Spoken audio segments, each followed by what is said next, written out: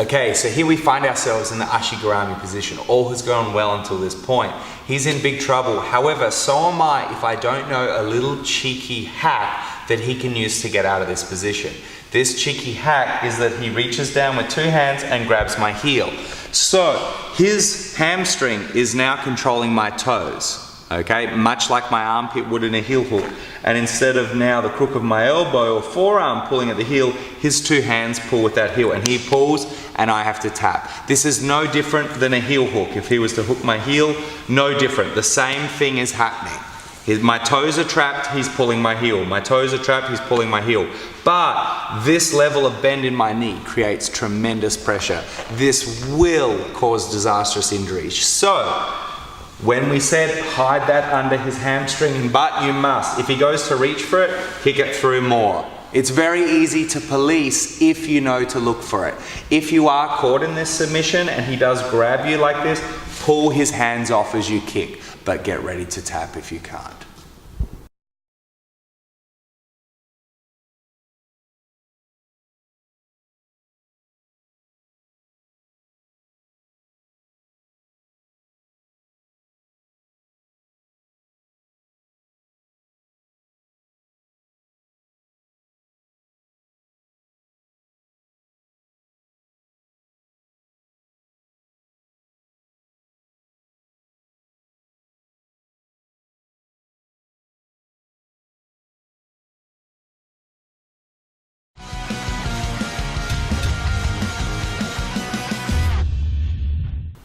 So here we are in the Ashigarami position again.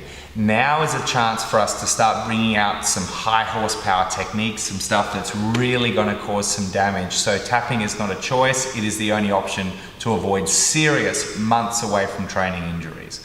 So I have Jake's foot, I've got my legs clamped in the Ashigarami position. I'm quite safe here. Okay, and however, although I don't have a lot of control, I have a submission that is right here available. Several leg lock submission artists have made their whole careers out of just doing the outside heel hook, which is this move, from this position. Okay, however, we're going to go much further than that and have a look at much more high percentage techniques. However, this is a rock solid technique that if you don't do it, you're going to miss out on some key submissions. So let's have a look how we heel hook from here. I have Jake in the Ashigarami position, and I'm now going to put my left hand and grab his calf. This is very important because by pulling Jake's calf, it's going to expose his heel. See, his heel is currently pressed down. It can be hard for me to locate, but if I pull his calf, out comes his heel. Okay, so the first thing I do is locate his calf and pull. But now my right elbow must row back on his toes. This will further expose his heel, which is the attack we're going to go for. So I pull the calf and now I row his toes back, and there's his heel sitting out right here. I now put my right hand under the heel so it's resting right between my radius and ulnar bones right here. Not too high. I don't want up on the elbow here. It'll slip right off, especially if it's slippery or he is stubborn or he has short feet. Okay, so the first hand rolls the calf, the second one rows onto the toes. I now slide my right hand under so his heel sits right in the middle of my forearm, and my right hand palm is facing my partner. Once I have done that, I am now going to get a thumbless gable grip, and a very, very commonly missed part of this attack is that I must set a fulcrum point through my left forearm right onto his shin. Once I have done that, I now have him here for the finish.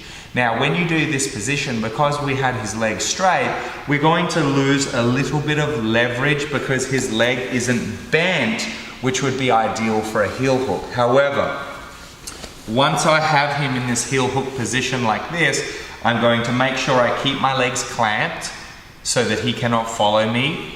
And once I have him here and I've dropped that forearm onto his shin, I'm going to try to rotate his toes down through the mat as I lift the heel up. I'm not going to turn over my shoulder, and now I'm going to bridge as I start to turn. And you'll notice I only have to make very small, like maybe half an inch movement to get the tap. This is what we want. We don't want to grab our partners and start rolling and playing who can roll fastest. This is a recipe for an escaping partner. So again, we start here in our Ashigarami position. Our left hand pulls the calf as our right tricep rows back onto those toes. And now our right hand can come under, locate his heel just above our wrist, in between our wrist and our elbow, and my right hand is facing my partner. My left hand now grips, and I've got a thumbless gable grip, and I drop my left forearm onto his shin. From this point now, I take his toes down, his heel up, so I'm not rotating this way, I'm rotating this way. His toes go down, and his heel comes up, and then I add the power through a little bit of a bridge as I look over my shoulder, okay? So there was barely any movement. This is great because now he knows he's stuck and he knows he needs to tap. He's not busy spinning because I tried the old-fashioned, let's just turn and I hope I can turn faster. That's a recipe for lost submissions and injuries, okay? So, one more time. I'm in my Ashigarami position. I'm ready for my finish. My left hand locates the calf and I pull. My right hand rows back and I now collect his heel. I put my palms together and I drop my forearm onto that shin. Now his toes go down, his heel comes up, and I look over my left shoulder as I bridge. And he has to tap.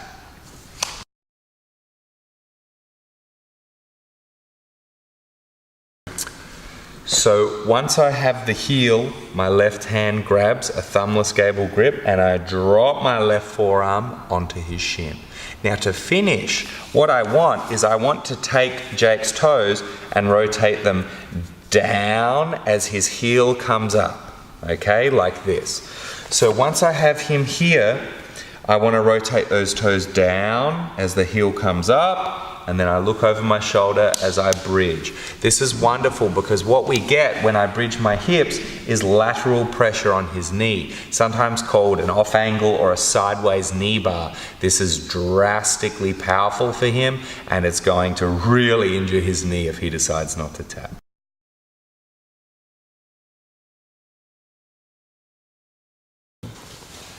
Again, we are in the Ashigarami position. This is our home base for entrance into our leg lock system. I've decided to stop at my first high horsepower finishing position here. I'm in my outside heel hook. Jake, having been heel hooked before, decides to roll away. When he does, my left foot is going to come out and I'm going to cross my feet over his hip. This is a modified 50-50 position, which we're getting into soon. From this position, Jake is now stuck, but even if he does decide to move, he is going to find it gets tighter rather than looser. So this is a wonderful counter to an early roll from our partners. So again, I am in Ashigarami position and I pull his calf, I locate his heel, and I'm ready to finish. However, he decides to turn, so I take my left foot out and I cross my feet on his hip. And now he is forced. Simple. Hey guys, thanks for watching the video. I hope you loved it. Don't forget to subscribe to our YouTube channel or check out more of our YouTube videos here. We are a free BJJ resource bringing you BJJ techniques and tips and hacks every day for free, forever, to make your life on the mats more fun. I'm Coach Tom. I'll see you next time.